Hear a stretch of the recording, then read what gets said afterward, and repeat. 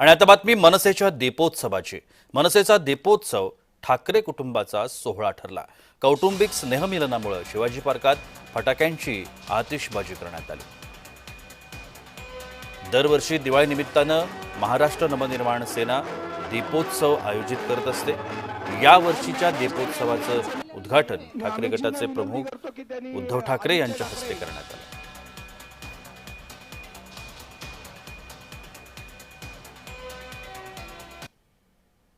दिवाळीच्या सर्वांना शुभेच्छा। आणि आजची दिवाळी ही वेगळी आहे, विशेष आहे। आणि मला खात्री आहे की मराठी माणसाची एकजूट आणि त्या एकजुटीचा प्रकाश सर्वांच्या आयुष्यामध्ये आनंद घेऊन आल्याशिवाय राहणार नाही। असेच सगळेजण आनंदात राहा, प्रकाशात राहा आणि सर्वांना आनंद देत राहा। परत एकदा सर्वांना शुभेच्छा देतो।